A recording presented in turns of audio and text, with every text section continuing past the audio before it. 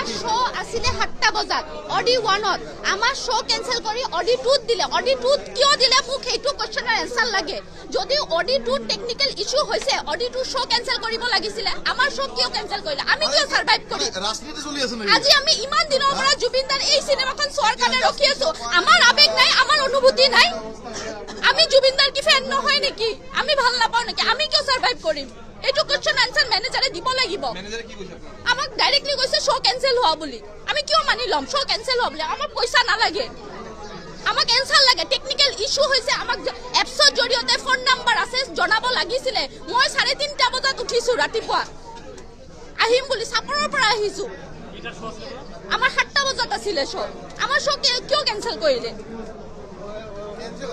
সেইটো কোনো কথা নহয় নহয় কেনসেল হলে আজি দিনৰ গোটেই শো কেনসেল হ'ব লাগিব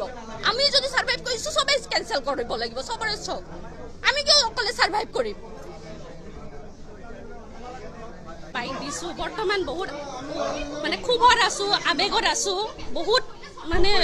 মই হাউলিৰ পৰা আহিছিলো আৰু মোৰ বেবী লৈ আহিছো 1.5 বছৰীয়া এটা বেবী লৈ আহিছো জুবিন দাৰ শেষ চিনেমাখন য'ত আমি জুবিন দাক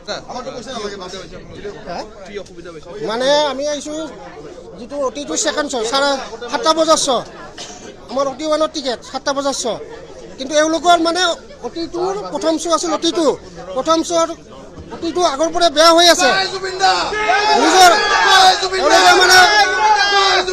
এওঁলোকে মানে ষ্টাফখিনিক অতি 1ত সোমাই দেখাই দিছে তেওঁলোকক কোৱা নাই তেওঁলোকক দেখাইছে এতিয়া সেকেন্ড ষ্টাফখিনি তেওঁলোকে কৈ আছে আমাৰ এইটো বেয়া হা কেনসেল বুলি কৈ দিছে মেনেজাৰে কৈছে